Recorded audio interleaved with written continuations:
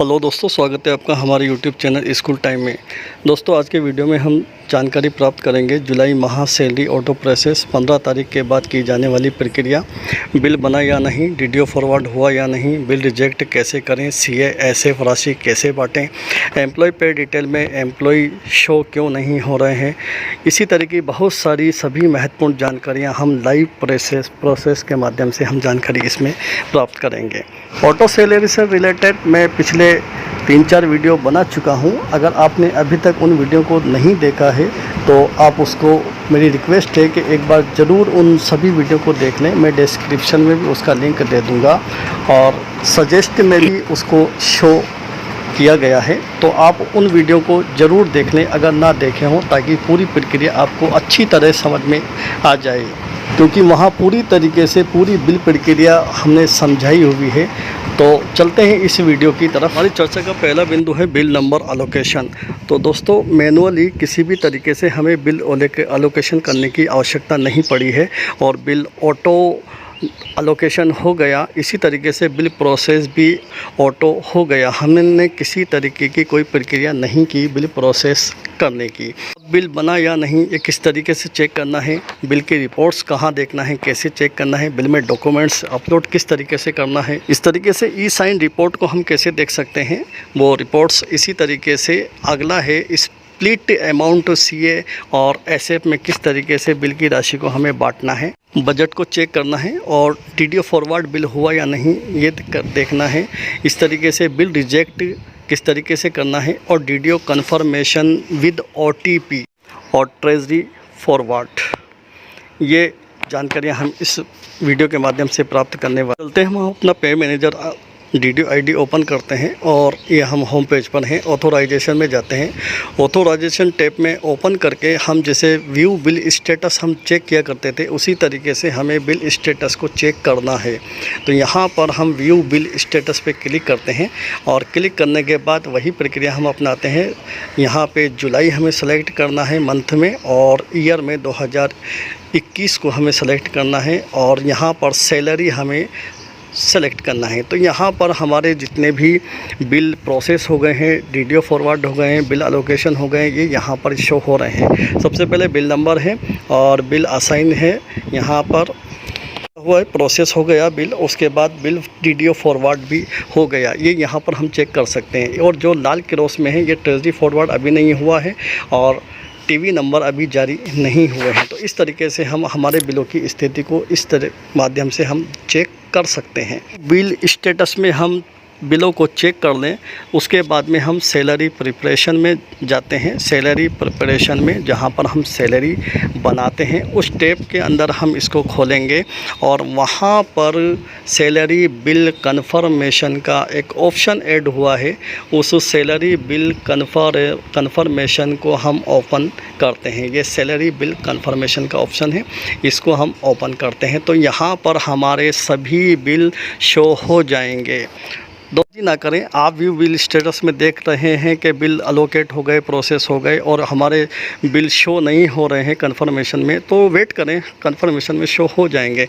Process हो चुके हैं और कन्फर्म हो चुके हैं, वो यहाँ पर डिटेल्स उसकी शो होती है कन्फर्मेशन में। यहाँ पर बिल का रेफरेंस नंबर होता है, पे मंथ होता है, पे ईयर होता है और ग्रुप होता है, बिल नंबर होता है। उसी के बाद बिल की राशि शो होती है और डाउनलोड रिपोर्ट्स यहाँ पर होती है। ई साइन वाली रिपोर्ट्स यहाँ पर मिलेगी। इसी तरीके से कोई डॉक्यूमेंट्स अगर हमने अपलोड किया है तो वो यहाँ पर मिल जाएगा और यहाँ पर स्प्लिट का ऑप्शन है और लास्ट में रिजेक्ट का ऑप्शन है। किसी भी परिस्थिति में अगर बिल को रिजेक्ट करना हो तो लास्ट में हम रिजेक्ट के ऑप्शन में जा कर के बिल रिजेक्ट कर सकते हैं। यहाँ डाउनलोड फाइल के ऑप्शन पे जा कर के हम फाइल को डाउनलोड करके चेक कर सकते हैं। ये ई साइन वाली रिपोर्ट है। अगर आपके फाइल नॉट फाउंड बता रहा है तो इसका मतलब ये हुआ कि अभी बिल ई साइन नहीं हुई है रिपोर्ट, थोड़ा वेट करें, ई साइन हो जाएगी तो यहाँ से भी डाउनलोड हो जाएगी।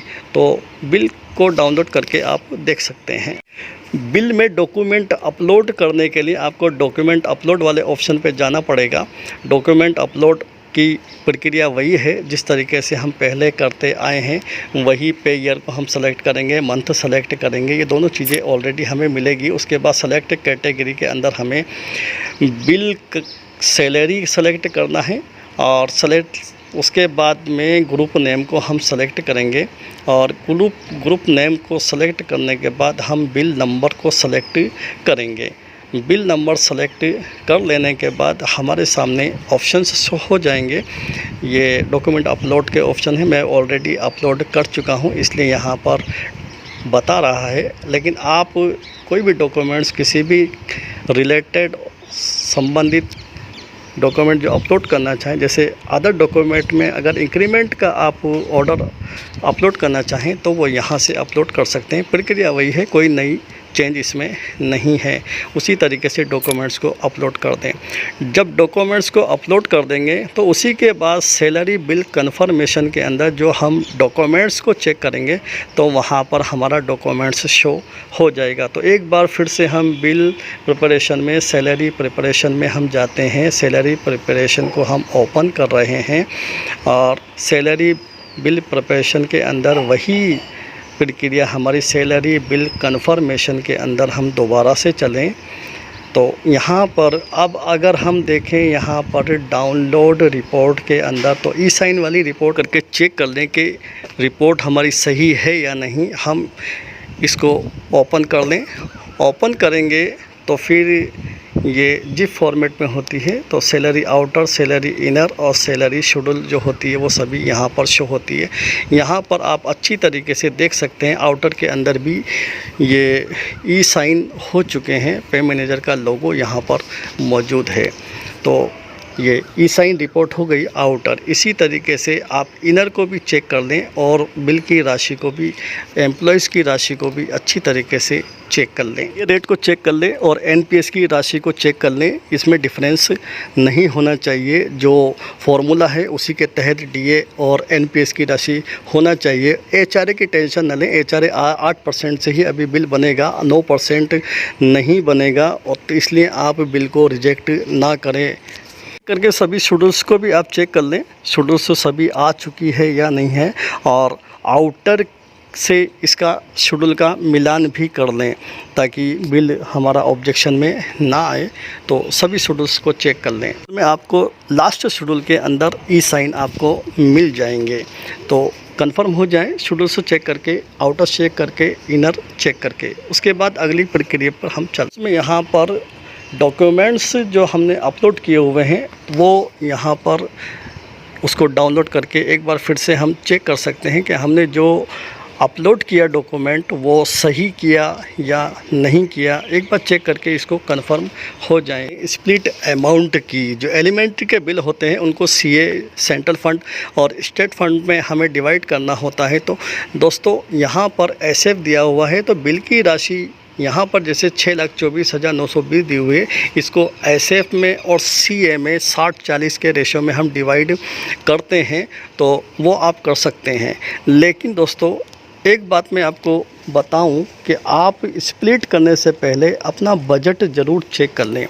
बजट चेक करने के लिए वही प्रक्रिया है, हम एस की साइट पर जाएं और वहां पर बजट को ओपन करें और अपनी आईडी, पासवर्ड जो गेस्ट होता है और पासवर्ड और कैप्चा इंसर्ट करके हम इस पे लॉगिन होते हैं के ऑप्शन पे क्लिक करते हैं और बजट हमारा चेक करते हैं। यहाँ पर बजट डिस्ट्रीब्यूशन रिपोर्ट और यहाँ पर लेटेस्ट बजट बैलेंस, इस पर हम क्लिक करके चेक करते हैं। फाइनेंशियल ईयर में 2021-22 को हम चूज करें, 2021-22। उसके बाद में यहाँ पर अपने विद्यालय की आईडी को, जो डीडीओ की आईडी है वो डीडीओ कोड हम यहाँ पर ऑफिस आईडी यहाँ पर इंसर्ट करें। उसके बाद समरी विद एक्सपेंडिचर हम यहाँ पर सेलेक्ट करें और यहाँ पर हमारा बजट कर दें। उसके बाद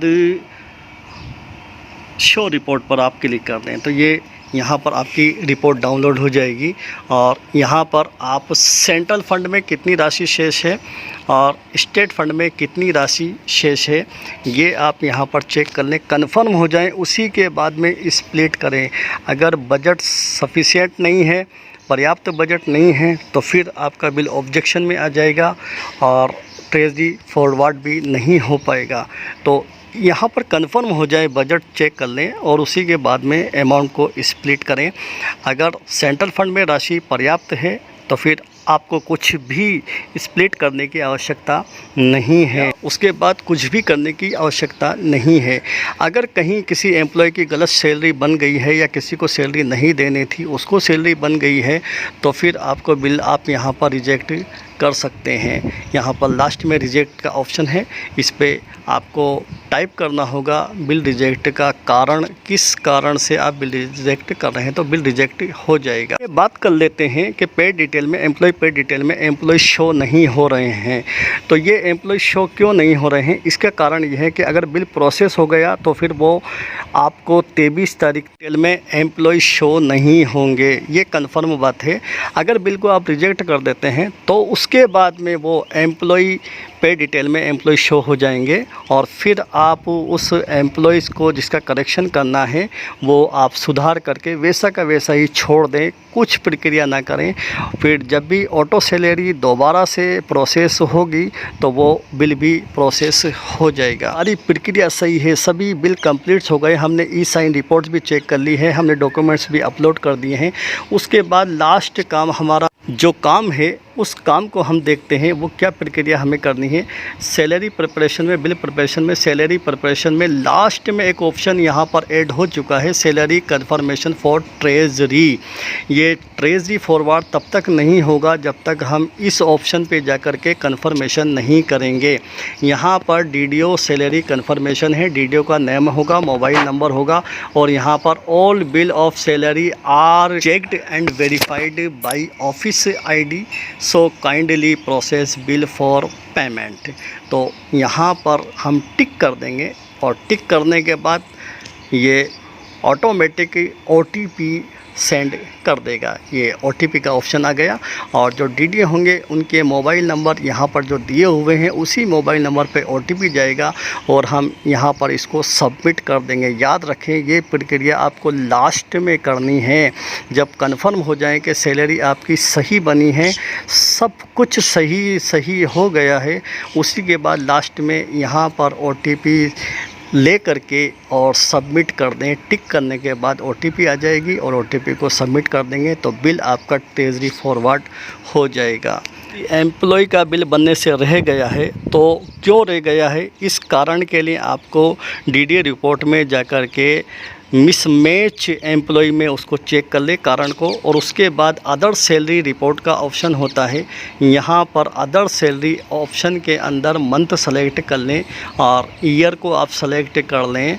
उसके बाद आप जो है बिल नेम को सेलेक्ट कर लें, उसके बाद एम्प्लॉय के नाम को आप सेलेक्ट कर लें और रिमार्क के अंदर यहाँ पर कारण लिख दें, किस कारण से एम्प्लॉय का बिल छूटा हुआ था, तो यहाँ पर उसका रीज़न लिख दें और डेज़ लिख दें। मान लीजिए कितने दिनों की आपको सैलरी यहाँ पर बनानी है और कितने दिनों की सैलरी उसको देनी शेष है, वो यहाँ पर डेज़ आप लिख दें और डॉक्यूमेंट टाइप के अंदर डॉक्यूमेंट आप अपलोड करते, रिलेटेड अपलोड कर दें, जो भी रिलेटेड है वो अपलोड कर दें। सबमिट पर क्लिक करके इसको आप छोड़ दें। कोई बिल नंबर अलोकेट नहीं करना, कोई प्रोसेस नहीं करना। जब भी ऑटो सैलरी दोबारा से प्रोसेस होगा, इस एम्प्लॉय की सैलरी भी बन जाएगी और वो प्रोसेस हो जाएगी। उम्मीद है दोस्तों वीडियो पसंद आया होगा। पसंद आया हो तो लाइक कीजिए, अपने साथियों को शेयर भी कीजिए और हमारे चैनल को अभी तक सब्सक्राइब नहीं किए हों तो सब्सक्राइब कीजिए, बेल आइकन को दबा दीजिए ताकि हर नोटिफिकेशन आप तक पहुंच सके। धन्यवाद।